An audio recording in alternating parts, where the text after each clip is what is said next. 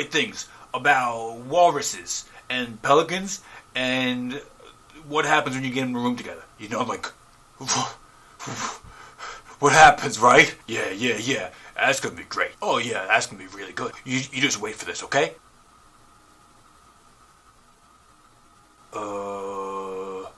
You're gonna love it. You're gonna love it.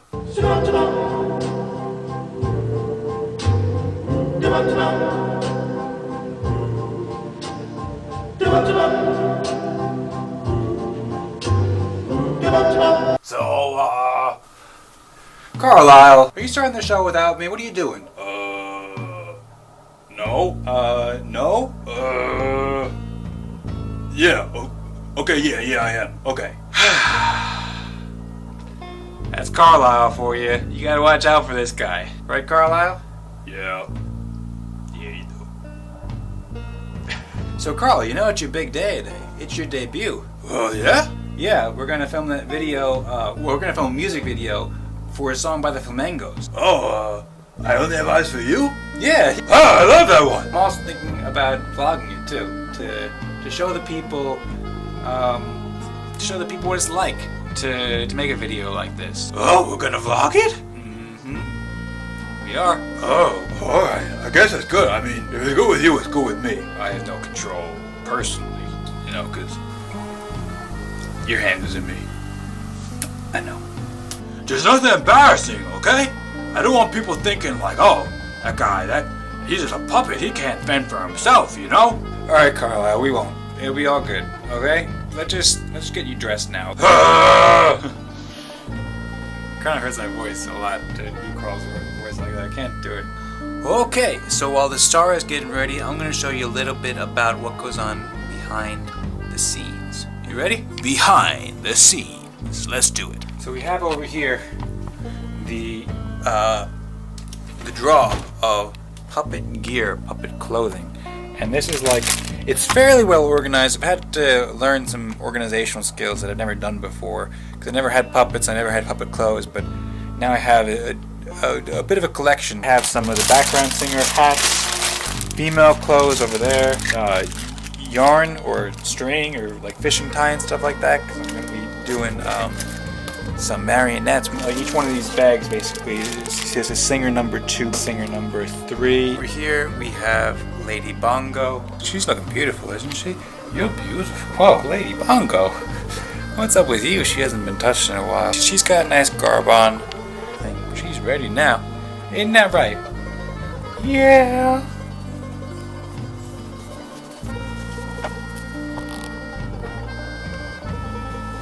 He's looking pretty good, eh? He's like, I've never seen him like this yet. Well, isn't he romantic? Alright.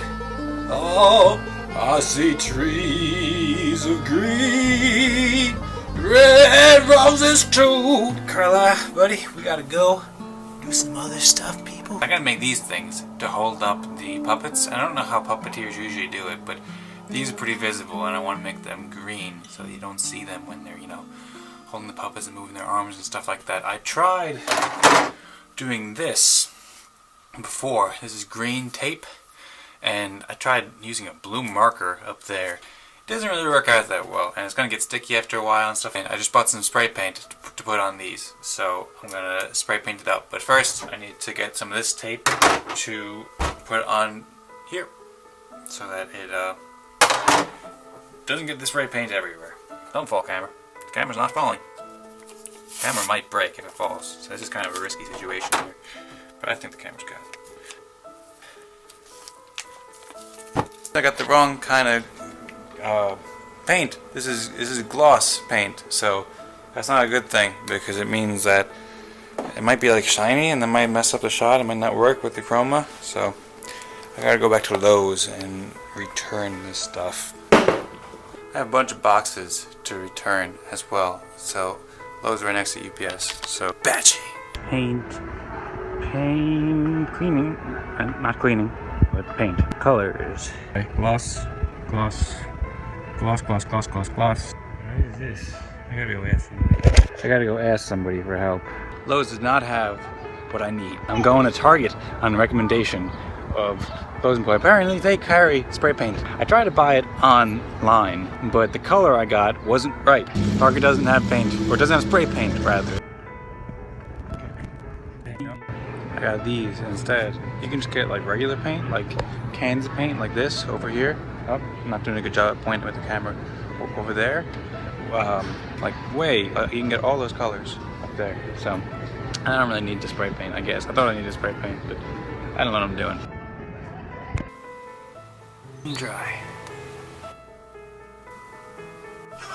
I really wanted to do this video for a couple months now, and ever since the idea struck me, I've been really excited to do it. The reason why I'm actually doing it today in particular is because I had a lot of problems with the computer, and I had it was crashing, and there was all sorts of troubleshooting steps I needed to take, and then I needed something like a big project to test it, to try to crash the computer to see if it can handle it. So I figured this is a perfect time to do this. It fits in with that, and I can do something that I really wanted to do, and try something new too. Try something that I had no experience with it. I never thought about puppets, maybe I don't know, one time every 4 years. Then about 6 months ago, I was walking down a bookstore aisle, and by chance I saw a book about Jim Henson, who created The Muppets and Sesame Street. A couple months later, I took a book out from the library, read all about all the stuff that he did and all the stuff that his team worked on, and I just thought it was really cool. I watched a bunch of stuff that was with the Muppets. It's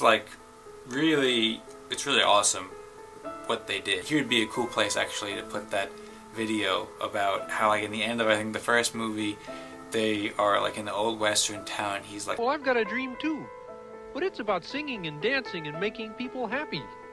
That's the kind of dream that gets better the more people you share it with.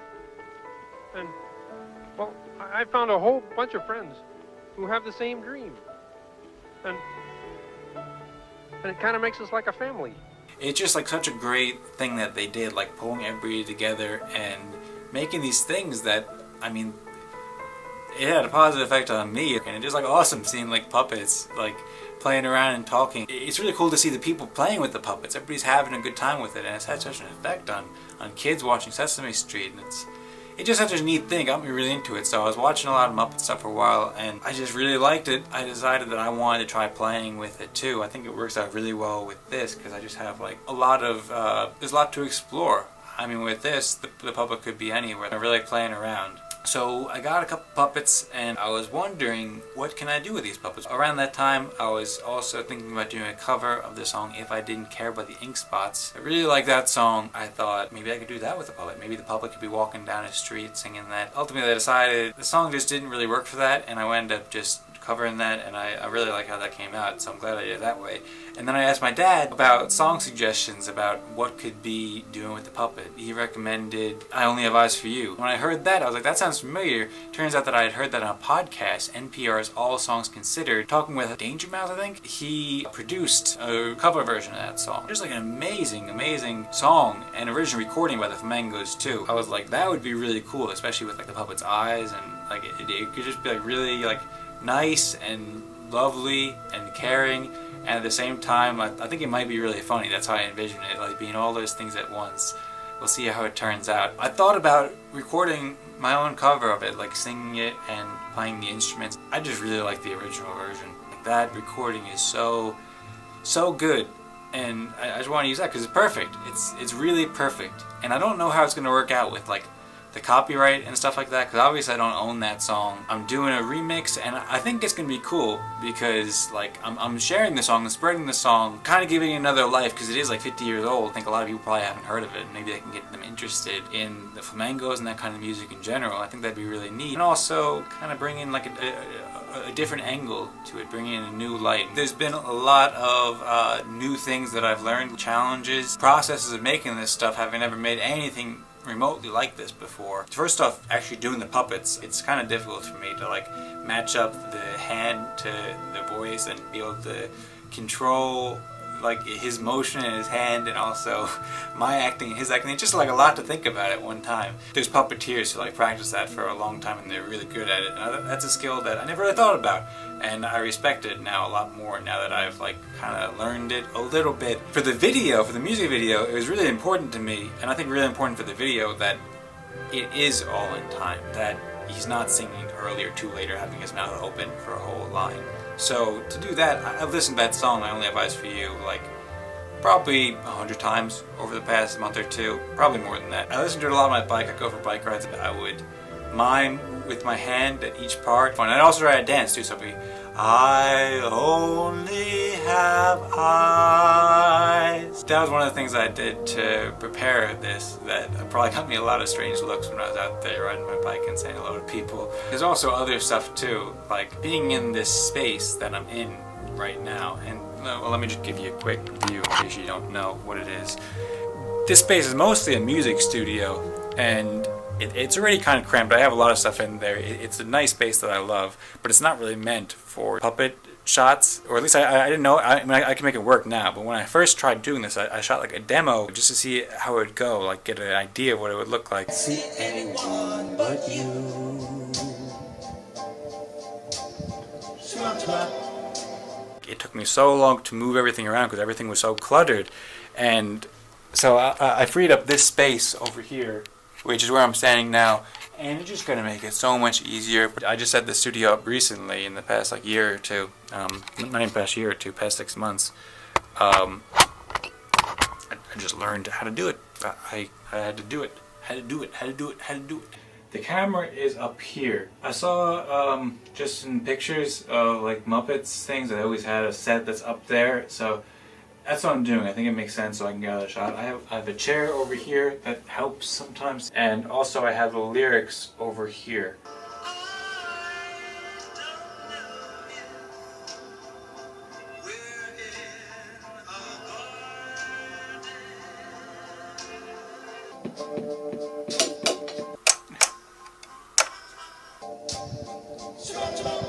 Baba! Where'd your hat go?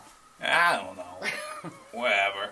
There's also some organizational kind of challenges. There's a lot of ideas with this shot. I've never made anything quite this complex and also with quite this eye for quality. I really wanted it to be just right, like how it would be like for like a movie. There's this whole big list of stuff, like here's how to edit this scene, here's how to edit this scene, here's how to do this scene. I kind of did like a storyboard, but not really because I didn't really know how to do that. I copied all the lyrics and then I wrote a lot, and I tried to color code it. It's something that I'm learning because I kind of messed it up and it's still really sloppy and messy. It's something that's good to learn. I think those organizational things to work on bigger scale like that. Your brain is for having ideas, not holding them, which I really like. David Allen said that of GTD. There's also going to be some editing problems that I'm probably going to have and probably going to get kind of frustrated about later because it's going to be pretty difficult to do. When I first started to edit it, computer kept crashing. Like I said, I had all those problems, and now I'm going to be editing at least like 2 to 5 layers. It could get pretty crowded and pretty heavy CPU intensive. The work is going to be a long time,